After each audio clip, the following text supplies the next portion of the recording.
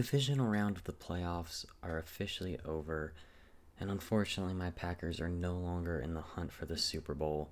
However, that means that our pick is officially set in stone, along with 27 other teams. So that means it's time for a new mock draft with an almost final draft order. Starting off with number one, the Chicago Bears. I am still firmly in the camp that you should draft Caleb Williams and just trade Justin Fields for whatever value you can get. Sam Darnold went for a second round pick. That's the baseline, right? I feel like that's your bare minimum. Odds are, I see at least some desperate team trading a first. Maybe it's a conditional first, if he plays so much or if he does something. But I think you can get a first round pick for Justin Fields, even if it's conditional. And I'm using that as my basis for drafting Caleb Williams. Not only that, but just resetting the rookie contract, keeping the overall salary lower. Just that alone allows you to provide so much more help to Caleb Williams than you could Justin Fields if you had to pay him a large amount of money. So there we go. Number two, the Commanders. This has got to be quarterback, and for me, it's still Drake May. Some people keep bumping Jaden Daniels up. I'm not there. I think he ends up going here actually to the New England Patriots, and I think he's great, top 10 player in the class, but he's not better than Drake May. And the only reason he's going to get drafted top 3 or top 5 is because the value at the quarterback position. It's just such a valuable position, the most valuable position in football. Number 4, the Cardinals. This is perfect for the Cardinals. Draft Marvin Harrison Jr. He could easily go at 1 or 3, so it's not a guarantee that the Cardinals get him at 4, but it is looking good. It's definitely looking good. All right, Chargers at 5. This is kind of a tough spot. Not getting Marvin Harrison. If you were just one pick higher, that'd be so much better. But you still got your choice between Malik Neighbors and Brock Bowers, 2 elite weapons. And for me, I think Brock Bowers' versatility would just be insane. Insane for this Chargers team and Justin Herbert and Jim Harbaugh. So there we go. New York Giants at 6. You'd like to take quarterback, but is Bo Nix worth the 6th overall pick? Maybe. I could see it happening. I think he's a top 15, top 20 guy. I think he's probably, for me, a late first to early second grade, but as we know, quarterback's the most valuable position. It gets drafted early. But this time, I'm actually going to do something different with the Giants. Maybe you're not sold on any of these quarterbacks outside of the top 3. You weren't able to trade up for any of them. So, instead, we're going to get whoever might be playing quarterback for you next year. I really hope it's not Daniel Jones, but it might be. We're going to draft Malik Neighbors, just an elite weapon. He's 6'4". He does everything after the catch. He's elite. He's probably the best athlete at the wide receiver position in this entire draft. Marvin Harrison Jr., he went higher. He's not a better athlete than Malik Neighbors, and he's certainly not better after the catch. So, Malik Neighbors has got a ton of upside. Elite wide receiver 1 kind of upside. Tennessee Titans at 7, and I really like having Malik Neighbors on the board for this team whenever that happens, right? If the Giants go quarterback. However, with him off the board, the top 2 tackles are still here. We got to protect Will Levis going forward. I'm going to take my top tackle in Olu Fashanu, but if you prefer Joe Alt, absolutely nothing wrong with that. Falcons at 8, and I'm tempted to pull the trigger on a quarterback here.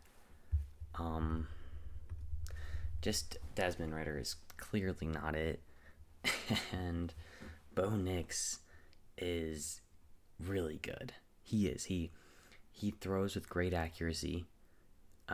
Don't undersell the arm talent either. It's for sure there. Definitely got an NFL arm. Throws great accuracy. Maybe not. He doesn't quite throw with anticipation all that often, and I'd like to see that a little more. but he's made big-time throws in big-time games. Look at the Washington game, all right? He makes big-time throws in big-time games, even though they ended up losing that game. And because of that, I'm actually going to pull the trigger. I'm talking myself into it. I wasn't actually going to do that, but then just the more I talk about Bo Nix, the more I want to push him up the draft board. Number 9, the Chicago Bears. This is an interesting position. You can just go BPA here, which is a luxury in the draft because there's some real talent in this. And I think I'm going to go with the top edge player in this class for me, Dallas Turner out of Alabama. All right, 10, the Jets. Joe Alt's on the board. This is a no-brainer for the Jets. Protect Aaron Rodgers. Hopefully, maybe get a new field. That would definitely help protect Aaron Rodgers as well. 11, the Vikings. Quarterback is the top need. I don't think so. I think they bring back Kirk Cousins. There's definitely a world where they don't, but I think they end up doing it. I really like the idea of Jerzon Newton here. That would be fun. Cooper DeJean. Wow, he's up to 8th on the PFF board. I'm not quite to top 10 with Cooper DeJean, but I love his versatility in the secondary. And I definitely see him as the first DB off the board unless someone wants a true boundary corner, in which case I think Terrion Arnold will be the guy. But here, DB's tempting, but I'm going to go defensive line. I think I'm going to go Jerzon Newton. Maybe this is unrealistic because the NFL will have concerns with him being undersized. We've seen it before. But we've also seen guys like Aaron Donald just eat on the interior despite being, quote-unquote undersized for the position. So I feel like maybe that's going to be a thing of the past, right? With these interior D linemen who get after the quarterback, collapse the pocket, and actually he's not bad against the run game by any means. He's a really good run defender as well. Broncos at 12. All right.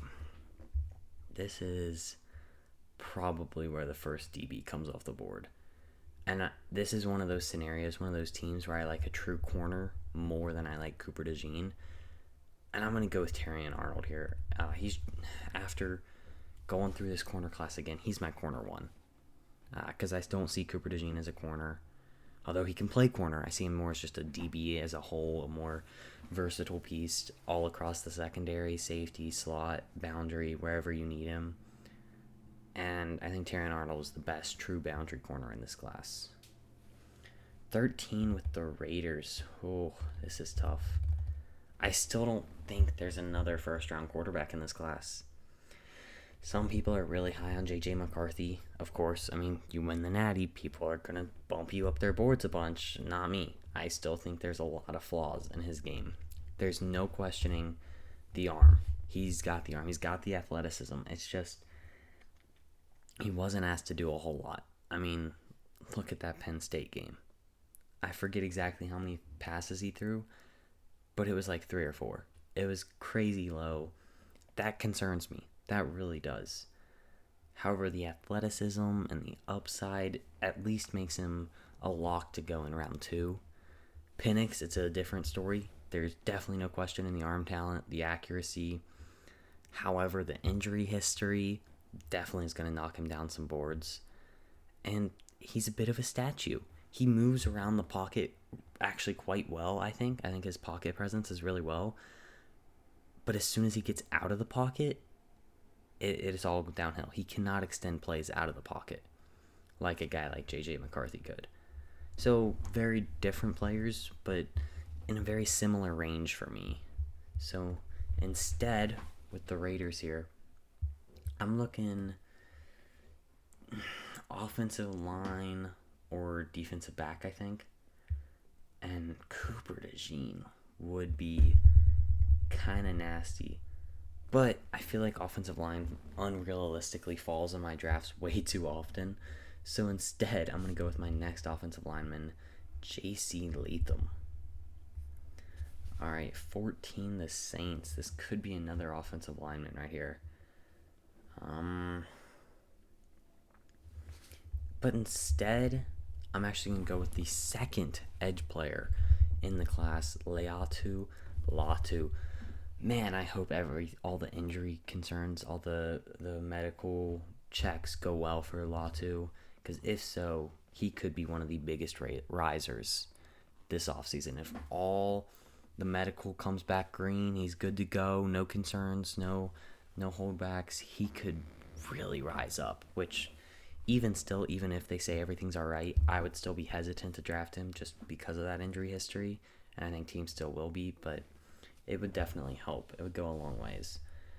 The Colts at 15, Rome Odunze is still on the board, which is absolutely ridiculous and super unrealistic, but pairing him up, oh my goodness, with Anthony Richardson going forward, that duo could. The Colts, they draft Rome Odunze. They were, one game out of the playoffs this year with their backup quarterback. You add Anthony Richardson and Rome Odunze to this team, I think that's a playoff team. That's such a great pick. That's maybe one of my dream picks now for this draft cycle. All right, Seattle Seahawks. Still think it's too early to go interior offensive line. However, this edge room does need some help. I also don't. I've taken Cooper DeJean here.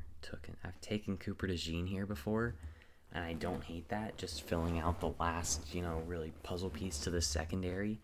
I don't hate that. You could still go with a tackle that maybe you want to play on the inside and then kick out eventually. There's some good ones down here, like a Graham Barton, Troy Fautanu. I don't really see Barton as a guard or as a tackle. Oh my goodness. Keon Coleman still on the board is kind of crazy, but definitely not gonna go receiver. Defensive interior, actually kind of looking good. This roster is pretty talented, I think, top to bottom. It's just gotta get over the hump. They've got to get over the hump. Maybe the coaching change will do it. Here, I'm actually going to go with an edge player because I think the value of Jared Verse. He could have been a top 10 pick last year, and I think he's still worth a top 10 pick this year. It's just this edge class is a little bit better than last year's, in my opinion. All right. And that's crazy because this defensive class as a whole is definitely pales in comparison to this offensive class. So that's just food for thought. Jacksonville Jaguars, Cooper DeJean still being on the board is kind of crazy, but also offensive line. Oh my goodness. They need some help. But Cooper DeJean's value is great here. I think it's a great fit as well. Plug him wherever you want in that secondary. There's quite a few holes that he could fill. All right, Cincinnati Bengals. Yeah, give me a tackle. It's going to be a Marius Mims this time. If you prefer Taluisa Fuaga, that's fine. He's a little more developmental, in my opinion. A little more maybe risk involved. And for the Bengals, you're getting Joe Burrow next year. I want a day one starter that I'm not going to have to worry about, that I'm not going to have to keep the training wheels on for. All right, the Los Angeles Rams here. They could go so many different directions. Kool-Aid McKinstry or Nate Wiggins, either one would be great. Kool-Aid would be kind of scary. His upside is just crazy. But then you've also got like defensive linemen you could throw here. I mean, imagine one of these defensive interior prospects learning from Aaron Donald. Like Byron Murphy learning from Aaron Donald for a year. Oh. However, I think edge might just be the biggest need on this roster.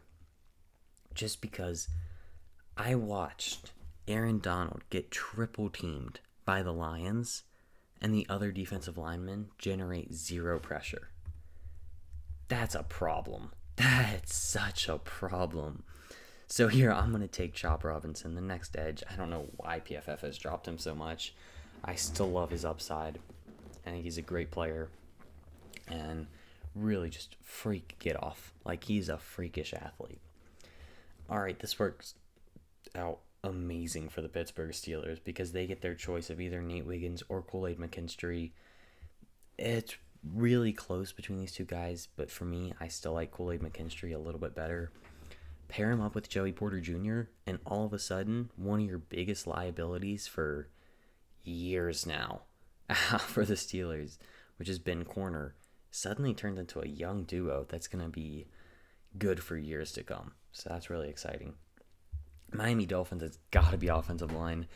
More particularly, the interior of this offensive line has been really bad. And I think a guy like Graham Barton, who could play potentially 5 different positions in the NFL, would be just great for this team. I mean, there's a lot of holes on that team. Tight end and offensive line does not begin to do it justice, in my opinion. Just the injury concerns at edge, you could throw that in there. Like, there's a ton of other ways you could go, but I think Graham Barton is a great fit. The Eagles at 22, man, this isn't that tough. I think Nate Wiggins on the board. I'd be tempted to go Taluisa Fuaga as well. Develop him right after, you lose Lane Johnson, maybe. You throw him at right tackle. I mean, he'd be, oh man, that'd actually be, you know what? I think that's a great idea. Give me Taluisa Fuaga. Eagles are great at addressing needs before they actually become needs, so that's what we're going to do here. The Texans, oh man, this has got to be receiver in my opinion. I think I've done this before, but Keon Coleman to this team would just be nasty. It would just be nasty. Brian Thomas would too. Don't get me wrong, Brian Thomas is a great player. But I guess I'm way higher on Keon Coleman than a lot of other people, but I still think he's a really, really good receiver. Great jump ball ability, and he just stretches the field so much for you. And he's one of those guys you can trust to just go get it. And I think that's definitely something CJ Stroud has not had. Nico Collins has been good, really good. But Keon Coleman just brings a whole new element to that team, which is scary because they're already really, really good. 24, the Dallas Cowboys. Oh, this team. I'm sorry, Cowboys fans. It's been a rough go of things. However, maybe things will get just a little bit better with this draft pick. All right, we are going to go. Yes, I am. I'm going defensive interior. My next guy on the board, Byron Murphy. Thought about taking him to the Rams. Maybe I should have. He goes here instead. And oh my goodness, the Packers need a freaking safety. However, I also kind of think they need a corner as well. Nate Wiggins would be really, really fun. Now, all of a sudden, you've got Eric Stokes, Jair, and Nate Wiggins. That's really solid. I mean, injuries are going to happen at corner. It's a volatile position. Nate Wiggins is a freak athlete and gives you something to build on moving forward. Give him a couple years, and maybe Eric Stokes and Nate Wiggins are your corners moving forward.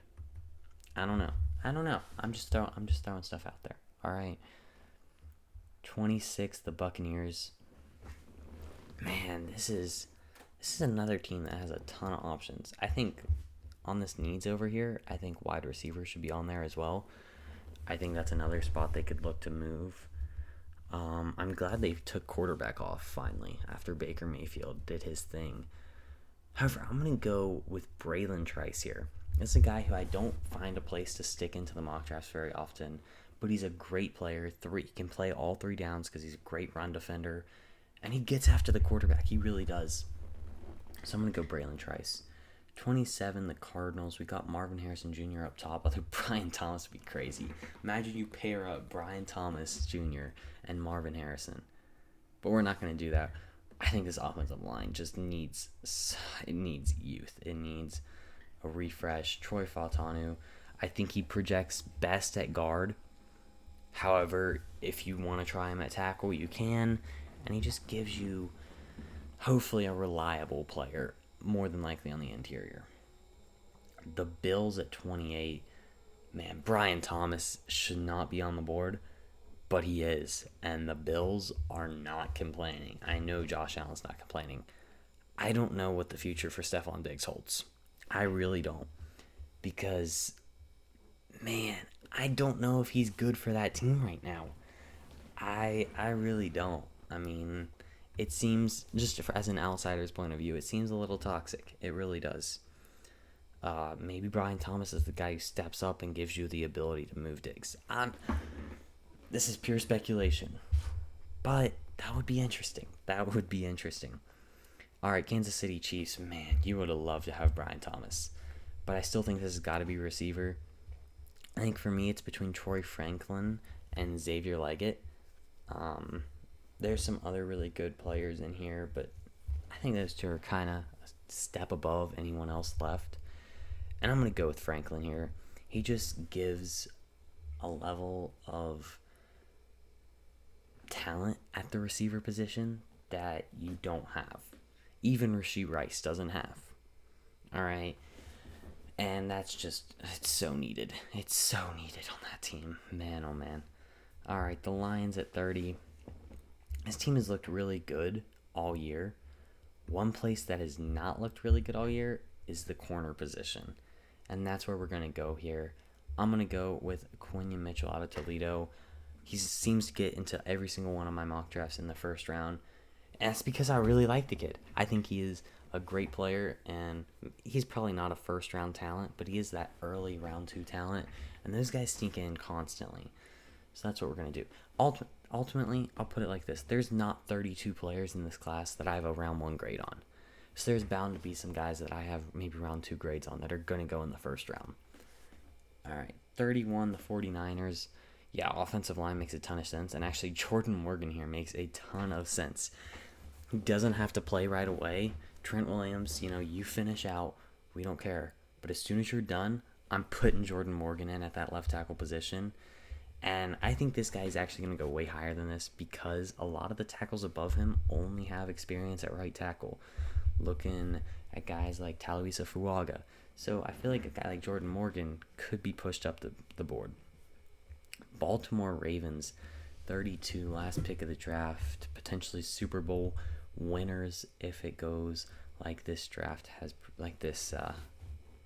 draft order predicts.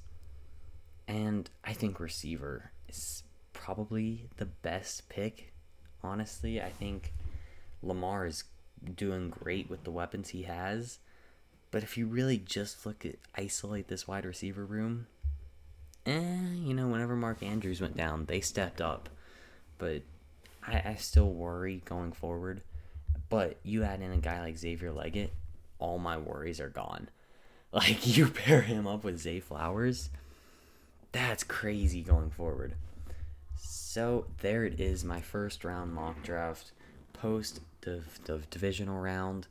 Caleb Williams goes number 1 to the Bears. You got to trade Justin Fields if that's the case. Quarterbacks then go 1, 2, and 3. Brock Bowers pairs up with Jim Harbaugh in Los Angeles. Bo Nix is the last quarterback taken in the first round to the Falcons. And then after that, it's a lot of, boring picks. 1, 2, 3, 4, 5, 6 picks in the next 8 are in the trenches, are offensive or defensive linemen. And that's where you got to start building a team. That's why that happens. And then to finish out, a lot of wide receivers go. But there you have it, my first round mock draft. How do you guys think I did? Most notably, how do you think I did for your favorite team? Because I'm only a fan of one team, but I try to keep up with all 32 teams, but stuff is bound to slip through the cracks, so please let me know, especially if I did bad, if you think it was maybe a non-need or a reach, let me know in the comment section below. Anyways, I'll see you guys next time.